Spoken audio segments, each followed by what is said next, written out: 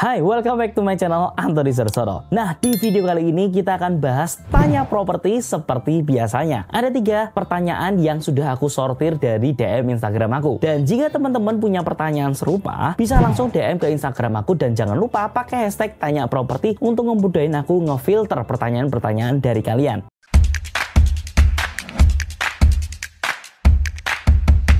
Nah, pertanyaan yang pertama, apakah bisa rumah yang saat ini masih dikontrakan kita ajukan ke bank sebagai modal untuk beli rumah under value dan dijadikan kos-kosan? Nah, poin pertama yang aku tangkap adalah rumah ini adalah rumahnya beliau yang saat ini posisinya udah dijadikan kontrakan dan mau dipakai untuk modal beli rumah under value lainnya yang akhirnya nanti dikonvert jadi kos-kosan. Nah, sebenarnya di sini ada 2 alternatif. Kalian bisa menjaminkan rumah kalian atau kalian bisa mengambil kredit KPR untuk rumah berikutnya. Bedanya apa, Lon? Di sini biasanya kalau rumah kalian dijadikan jaminan itu disebut sebagai refinancing. Artinya kalian menyekolahkan lagi aset propertinya teman-teman kepada bank dan akhirnya bank akan mencairkan dana yang dananya biasa dipakai untuk putaran bisnisnya kalian. Makanya disebutnya refinancing. Di sini perbedaannya pasti adalah di bagian bunganya. Bunga ketika kalian membeli rumah dengan bunga ketika kalian pinjam uang untuk dijadikan bisnis pasti bunganya akan lebih tinggi yang di refinancing. Nah, di sini perbedaan bunganya biasanya bisa sekitar 3-4%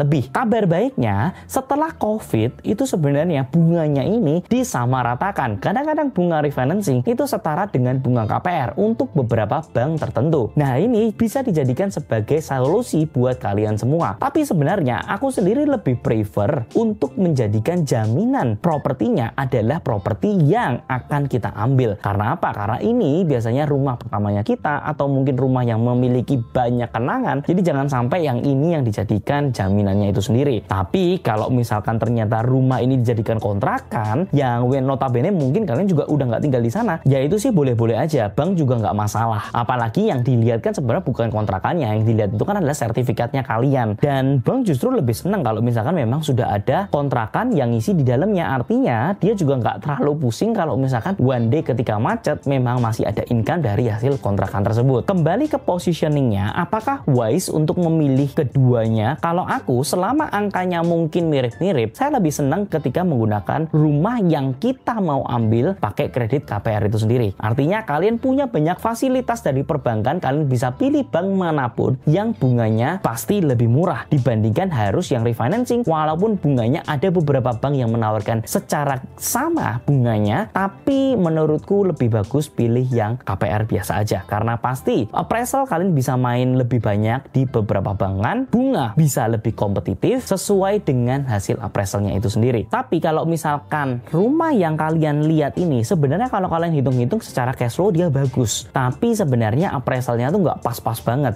Nah, kemudian kalian butuh top up uangnya dari sertifikat kalian yang lainnya. Rumah yang kalian sudah punya ini ya itu sah-sah aja, boleh-boleh aja untuk meningkatkan hasil uang pencairan dari perbankannya itu sendiri. Nah, kemudian yang harus kalian cek itu adalah bagian peruntukan dari rumah kontrakan tersebut. IMB atau PBG-nya itu kalian harus cek apakah dalam bentuk rumah atau kos-kosan. Karena kalau misalkan kalian dalam bentuk kos-kosan, itu biasanya beberapa bank masih tidak mau mengakui, beberapa bank masih tidak suka kalau kos-kosan ini yang dijadikan sertifikatnya tersebut. Makanya akan ada beberapa bank yang memperbolehkan, ada beberapa bank yang tidak mau menerima ini. Makanya coba kalian cek, kalau misalkan kalian ini kontrakan tapi PBG-nya itu masih rumah, itu biasanya masih sangat gampang. Tapi kalau misalkan ini kontrakan, kemudian izinnya juga kos-kosan, biasanya beberapa bank tidak mau memberikan kreditnya itu juga. Nah, selanjutnya kita akan masuk ke tanya properti yang kedua. Kok mau tanya, kalau mau membangun sebuah bangunan, syarat mengajukan KPR di bank itu perlu izin IMB, PBB,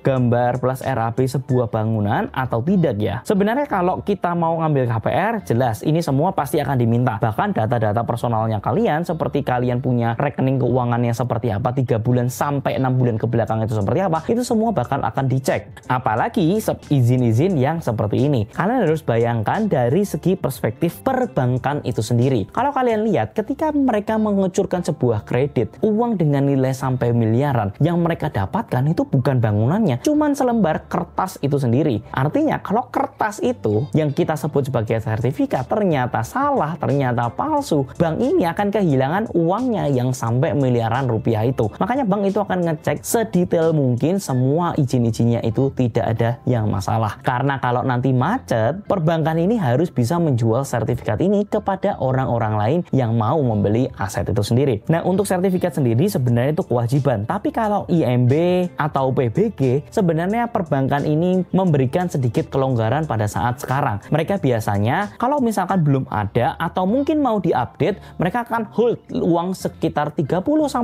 juta sampai kalian menyelesaikan IMB atau PBG yang tersebut. Baru nanti uang tersebut itu dicairkan ke kalian. Teknisnya seperti ini. Ketika kalian mengajukan kredit dengan nilai 1 miliar, kalian tidak langsung dikucurkan dana itu 1 miliar. Yang dikucurkan itu adalah 950 juta atau 970 jutanya. 30-50 jutanya akan dipegang sama perbankan, tunggu sampai IMB kalian itu terbit baru dicairkan. Tapi kalian sudah membayar kreditnya itu dari angka 1 miliarnya itu sendiri. Jadi mau nggak mau kalian itu harus menyelesaikan kreditnya tersebut, karena kalau nggak sayang-sayang kalian sudah pinjam tapi tidak bisa dicairkan. Nah, untuk masalah PBB itu jelas pasti diminta, tapi kalau masalah gambar plus RAB sebuah bangunan itu tidak diperlukan. Yang diperlukan biasanya hanya sertifikat, PBB dan juga IMB atau PBG itu sendiri. Nah, lanjut kita masuk ke pertanyaan yang ketiga. Selamat pagi Ko Antoni, saya punya tanah kosong di pinggir jalan raya di Jaksel yang belum produktif karena kami ini keluarga pensiunan, kami sudah lansia, ingin punya pendapatan passive income dari kos-kosan atau rumah kontrakan. Jujur saya jadi bingung setelah nonton YouTube Ko Antoni yang mengatakan jangan bikin kos-kosan di lahan yang pinggir jalan raya. Sebaiknya usaha apa yang bisa menghasilkan passive income? Thanks dan salam. Yes, mungkin apa yang aku ucapin itu kadang-kadang nggak bisa langsung 100% itu relate kepada semua audiensnya, karena setiap orang punya perspektif yang berbeda-beda. Aku analogikan seperti ini, ketika kalian itu sering sakit-sakitan, ya mau nggak mau aku akan menyarankan kalian untuk olahraga. Tapi akan sangat berbeda kalau ternyata audiensnya aku bukan anak muda yang bisa olahraga. Audiens aku mungkin ternyata ada orang-orang tua yang sudah lansia, yang sudah tidak bisa olahraga dengan maksimal. Yang terjadi apa? Sarannya akan sangat tidak pas untuk beberapa orang-orang tertentu. Dan di kasus ini pun juga menurutku cukup mirip ya, karena posisinya di sini bapak ibu sudah memiliki sebuah aset atau sebuah tanah. Kalau misalkan aku sendiri, kenapa tidak menyarankan untuk audiens aku bikin kos-kosan itu di jalan raya? Karena harga dari tanah tersebut itu tidak apple to apple dibandingkan dengan kalian membeli rumah yang lebih masuk ke dalam gang. Contohnya seperti ini. Kalau misalkan aku bikin di jalan Seturan yang notabene harga tanahnya 15 juta per meter, aku sewain ke anak kosan ya harganya paling 2 juta juga per bulan. Tapi bayangin kalau misalkan dari jalan Seturan itu masih masuk naik motor lewat gang yang masih bisa dilalui 2 mobil ya tentunya. Di sini hanya kurang lebih 3 menit naik motor. Aku masih bisa menjual dengan harga 2 juta yang sama. Nah, kenapa kalian harus beli yang harga tanah per meternya 15 juta? Sedangkan yang di dalam mungkin ya cuma 5 juta. Akan sangat berbeda jauh dengan kalian membeli tanah yang di depan. Bukan berarti ketika kalian di jalan Seturannya yang 15 juta per meter, anak kosan jadi lebih prestige, anak kosan jadi mau bayar 5 juta. Nggak seperti itu konsepnya. Mereka akan lebih prefer masuk ke dalam yang notabene pakai 3 menit jalan supaya mereka bisa dapetin harga kamar yang masih sama. Nah, di sini ada perbedaan yang harus kalian ketahui. Tapi beda cerita kalau ternyata kalian sudah punya tanah itu sendiri. Kalian sudah ngerasain capital gain yang sangat luar biasa besar ketika kalian itu sudah keep tanah itu selama ini. Karena ada perbedaan gameplay properti di zaman dulu dengan zaman saat ini. Kalau di zaman dulu kalian akan ngerasain capital gain yang sangat luar biasa ketika kalian itu punya tanah di jalan raya besar. Karena apa? Karena dulu untuk bisa menjadi sukses atau bisa menjadi besar bisnisnya, kalian harus terlihat. Tidak ada sosial media yang membantu. Otomatis kalau kalian mau bikin bisnis, mau bikin makanan, mau bikin kos-kosan, ya harus terlihat di jalan besar supaya orang-orang itu bisa ngelihat, oh ada kosan yang mau disewakan, aku akan masuk ke kosannya itu. Tapi kalau sekarang orang nggak ngelihat atau orang nggak peduli dengan jalan raya yang besar, mereka cuma ngelihat di Instagram ini